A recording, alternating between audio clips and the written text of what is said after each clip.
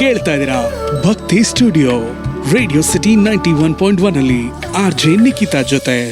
ಸಂಗೀತ ಮತ್ತೆ ಆಧ್ಯಾತ್ಮ ಒಂದಕ್ಕೊಂದು ಮಹತ್ತರವಾದಂತಹ ಸಂಬಂಧವನ್ನ ಹೊತ್ತು ತರುತ್ತೆ.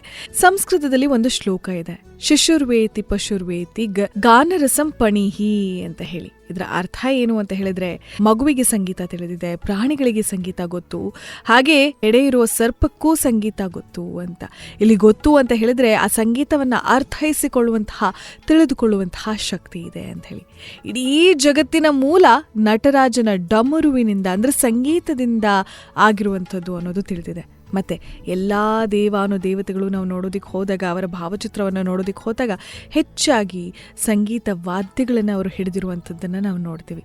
ಸರಸ್ವತಿ ವೀಣೆಯನ್ನು ಹಿಡಿದುಕೊಂಡಿದ್ದಾಳೆ, ನಂದಿ ಮೃದಂಗವನ್ನು ಹಿಡಿದಿದ್ದಾನೆ, ಕೃಷ್ಣ ಕೊಳಲು, ನಾರದರು ಏಕ್ತಾರ. ಇನ್ನು ಇದರ ಜೊತೆಯಲ್ಲಿ ವಿಷ್ಣುವಿನ ಆರಾಧನೆ ಮಾಡಿದ್ರೆ ಮನಸ್ಸನ್ನ ಸಮಾಧಾನ ಮಾಡಿ ಮತ್ತೊಂದು ಲೋಕಕ್ಕೆ ನಮ್ಮನ್ನ ಕರೆದುಕೊಂಡು ಹೋಗುವಂತಹ ಶಕ್ತಿ ಈ ಸಂಗೀತಕ್ಕೆ, ಸಂಗೀತ ವಾದ್ಯಗಳಿಗಿದೆ ಅಂತ ಹೇಳ್ಬಿಟ್ಟು ತಿಳ್ಕೊಳ್ತಾ ಹೋಗ್ತೀವಿ ಅಲ್ವಾ. ಇನ್ನು ಸಪ್ತ ಸ್ವರಗಳು, ನಾವು ಸಂಗೀತ ಅಂತ ಹೇಳಿದಾಗ ಅದರಲ್ಲಿ ಸಪ್ತ ಸ್ವರಗಳು ತುಂಬ ಮುಖ್ಯವಾದಂತಹ ಪಾತ್ರವನ್ನು ವಹಿಸುತ್ತೆ. ಸ ರಿ ಗ ಮ ಪ ದ ನಿ ಅಲ್ವಾ. ಈ ಸಪ್ತ ಸ್ವರಗಳು ಶರೀರದಲ್ಲಿ 7 ಚಕ್ರಗಳಿಗೆ ಅತ್ಯಮೂಲ್ಯವಾದಂತಹ ಒಂದು ಸಂಬಂಧ ಕಲ್ಪಿಸುತ್ತೆ ಗೊತ್ತಾ. ಆ ವಿಚಾರ ಏನು ಅಂತ ತಿಳ್ಕೊಳ್ಳೋದಿಕ್ಕೆ ಹೋದಾಗ ಸಂಗೀತ ಅಂತ ಹೇಳಿದ್ಮೇಲೆ ಅದರಲ್ಲಿ ಸಪ್ತ ಸ್ವರಗಳನ್ನು ನಾವು ನೋಡ್ತೀವಿ. ಅದು ವೇದದ ಕಾಲದಿಂದ ಬಂದಿರುವಂತಹ ಸ್ವರಗಳು, ಮತ್ತೆ ಅದು ಸಾಮವೇದದ ಮೂಲ ಅಂತ. ಇದೆಲ್ಲ ಆಗ್ತಿದ್ದ ಹಾಗೆ ಸಪ್ತ ಸ್ವರಗಳನ್ನ 12 ಸ್ವರ ಸ್ಥಾನಗಳನ್ನಾಗಿ ವಿಂಗಡಿಸಿದ್ದಾರೆ. ಅದರಲ್ಲಿ ಸ ಪ ಪ್ರಕೃತಿ ಸ್ವರಗಳಾದರೆ ರಿ ಗ ಮ ದ ನಿ ವಿಕೃತಿ ಸ್ವರಗಳು. ಮತ್ತೆ ಈ ಸಪ್ತ ಸ್ವರಗಳು ನಮ್ಮಲ್ಲೇ ಇದೆಯಂತೆ ಗೊತ್ತಾ, ನಮ್ಮ ಚಕ್ರಗಳ ರೂಪದಲ್ಲಿ. ನೋಡಿ, ಇದನ್ನು ನಾವು ಊಹಿಸಿಕೊಳ್ಳೋದಕ್ಕೆ ಅಥವಾ ನಾವು ಅದನ್ನು ಹಾಗೆ ಕಲ್ಪಿಸಿಕೊಳ್ಳೋದಕ್ಕೂ ಮೈ ರೋಮಾಂಚನವಾಗುತ್ತೆ. ಈ ಸಪ್ತ ಸ್ವರಗಳು ನಮ್ಮಲ್ಲಿ ಚಕ್ರಗಳ ರೂಪದಲ್ಲಿದೆಯಂತೆ. ಮತ್ತು ಇದು ಪಂಚಭೂತಗಳ ಪ್ರತೀಕ.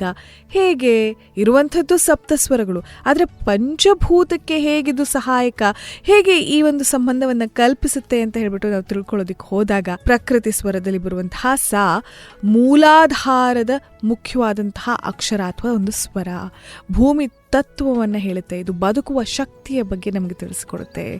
ಇನ್ನು ಸ ಆದಮೇಲೆ ರಿ ಸ್ವಾಧಿಷ್ಠಾನ ಚಕ್ರ, ಇದು ಜಲತತ್ವವನ್ನು ಹೇಳುತ್ತೆ.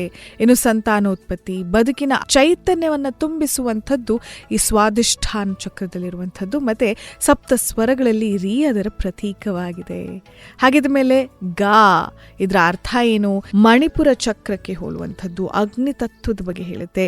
ನಮ್ಮ ಮೇಲಿನ ಹಿಡಿತವನ್ನು ನಾವು ಸಾಧಿಸುವಂಥದ್ದು, ಸೆಲ್ಫ್ ಕಂಟ್ರೋಲ್.